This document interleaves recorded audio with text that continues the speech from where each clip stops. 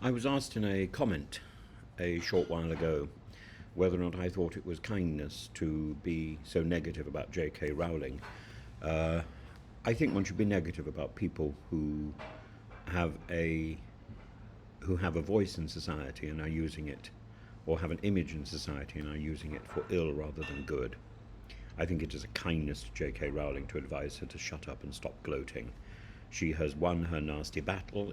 It's a court judgment specific, yes, but not absolute. No court judgment is absolute, as Malkinson can testify, as Lucy Letby, I suspect, in the end will be able to testify. More importantly, it looks in the wrong place. There must be room in our society for a multiplicity of people with differing identities and interests, and we as a society must care for the vulnerable. That means children, women, and the marginalised. And if we cannot do that, we abandon the very principles that uphold our civilization. Our civilization, in its Jewish, Christian, Islamic forms, as well as its Greek, Roman thought that precede that, it's built upon the duty to protect the weak. In Deuteronomy, the widow, the orphan, the stranger are sacred responsibilities. In the Gospels, Christ identifies himself as the least of these. In the Quran, believers are judged by how they treat the poor, the traveller, the oppressed. In Plato's Republic, justice begins with harmony and with care for the soul of each citizen. Roman jurisprudence protected the concept of pietas, duty, loyalty, reverence, especially towards one's household and community. And I know old conservatives have a wariness of the stranger, but the One Nation conservatives believe, under Disraeli, in helping in the duty of the rich to help the poor.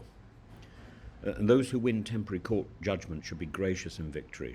They should be magnanimous, not gloat with a staged photo of cigars and whiskies like a Bond villain. This is not merely about defending LGBTQ values, nor about taking sides in a toxic online war about the trans community. It's about defending the basic decency that undergirds any civilized order. And if one of the most powerful cultural voices of the age chooses vengeance over magnanimity, then yes, it's time for her to stop and shut up. So, to be more precise, the Hebrew Bible repeatedly instructs care for the ger, for the yatom, for the almana, the stranger, the orphan, the widow. These represent social vulnerability. Deuteronomy 10:18 to 19. He defends the cause of the fatherless and the widow and loves the foreigner residing among you, giving them food and clothing. And you are to love those who are foreigners, for you yourself were a foreigner in Egypt. And Judaism builds justice not on power, but on empathy born of memory. In Christianity, the moral centre of the gospel is in Matthew 25:40. Whatsoever you did for these, the least of my brethren and sisters, you did for me. And Christ aligns the divine with the vulnerable. The Sermon on the Mount places beatitude upon the poor, the meek, the persecuted. And Christianity, in its ideal form, elevates humility and compassion as the signs of moral strength. In Islam, the Quran states in Surah Al-Balad 90:12 to 17, and what you can make you know what is breaking through this difficult pass. It is freeing of the slave, or feeding on a day of severe hunger an orphan or of near relationship, or a needy person in misery. And the call to rahmah, mercy, or adl, justice, frames Islamic ethics around structural care of those in need. The concept of zakat institutionalizes the duty to caring for the vulnerable. In Plato's Republic, you go further. Justice is a balance between the parts of the soul and the parts of the city. A just society is one in which all individuals perform their roles and are not trampled by others. Aristotle, in the Nicomachean Ethics, grounds the polis on friendship, reciprocity, and philia, suggesting that citizens flourish only in communities that support the good of all.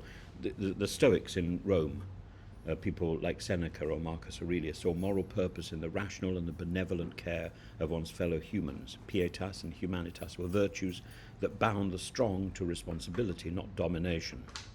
Roman legal tradition under the Ius Gentium established protections not only for Roman citizens but extended, at least theoretically, to all under imperial law. And JK Rowling is not merely a private citizen. This is why she's important. She's a cultural titan whose voice carries global weight. And when such figures use their platform not to console or include or uphold, but instead to mock and provoke, after winning a legal skirmish, she undermines the moral fibre of civic and civil discourse. Her defenders point, often correctly, to the vile abuse that she's received. That is not in dispute, but ethical leadership is not about symmetry of grievance, it's about asymmetry of virtue. And Rowling's behaviour in triumph, the cigar, the whiskey, the taunt, evokes not justice but revenge, and revenge, as Cicero wrote, is always born of weakness. The moral arc of civilization bends not towards dominance but towards dignity, and to advise Rowling to shut up in this context is not cruelty, it's a plea for restraint, for the preservation of decency itself, and for the vigour and the beauty of Hezekiah silence.